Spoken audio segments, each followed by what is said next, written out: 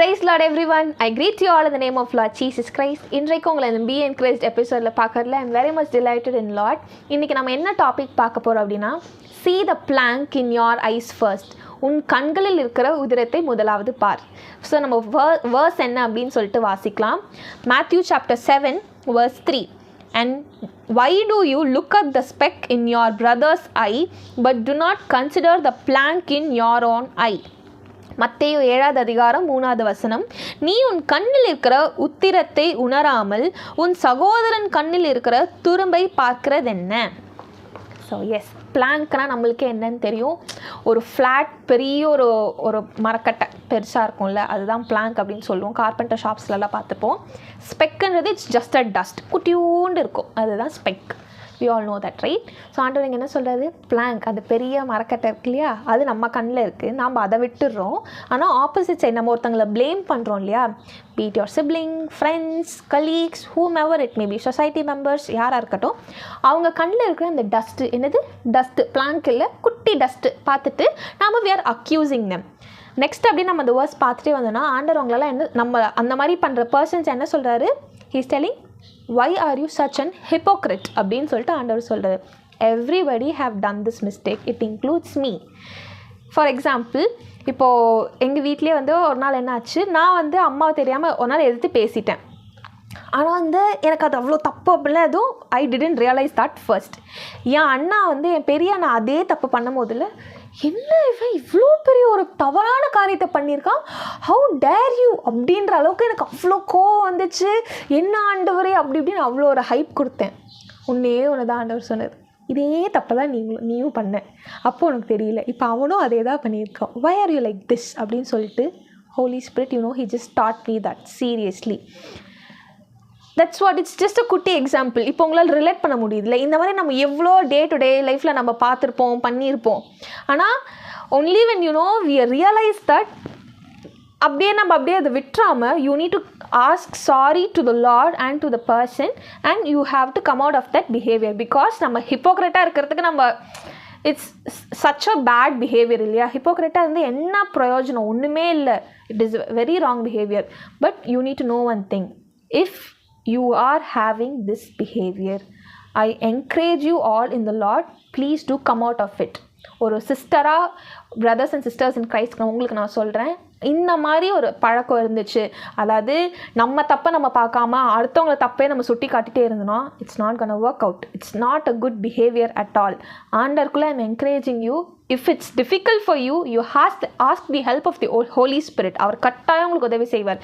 ஆண்டவரே இந்த மாதிரி எனக்கு ஒரு பழக்கம் இருக்குது, you help me Lord to come out of it அப்படின்னு நீங்கள் கேட்கும்போது the Lord is more than able to help you. என் மகன் அவன் தப்பை உணர்ந்துட்டான், என் மகன் அவன் தப்பை உணர்ந்துட்டான், he wants to come out of that behavior of blaming others. So நீங்கள் அவர்கிட்ட கேட்கும்போது கட்டாயம் அவர் உதவி செய்வார்.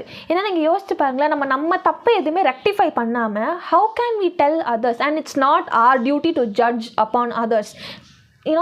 அது ஆண்டரோட காரியம். நாம் என்னதுக்கு அவரோட வேலையை பறிச்சுட்டு என்னது இது அப்படி நம்ம தலை மேலே ஒரு எக்ஸ்ட்ரா ஒரு பேர்டன் போட்டு நம்ம எதுக்கு நம்ம அந்த வேலை பார்க்கணும், அவசியமே இல்லை. அது ஆண்டவரை பார்த்துப்பாரு. if you are seeing such things, you need to pray for that. God, I am seeing certain things which is not good. உங்கள்கிட்ட நான் ஒப்பு கொடுக்குறேன், நீங்கள் பார்த்துக்கோங்கன்னு சொல்கிறது எப்படி இருக்குது. நம்மளும் அதே தப்பு பண்ணிவிட்டு நீ எப்படி அந்த தப்பு பண்ணலாம், நீங்கள் எப்படி இதை சொல்லலாம், நீங்கள் எப்படி அதை சொல்லலாம் அப்படின்னு சொல்லிட்டு இட்ஸ் நாட் குட். ஓகேவா, we need to change that attitude. It's not like accusing and all. ஆண்டருக்குள்ளே I want to encourage you all, come out of that behavior. It is not correct. ஓகேங்களா.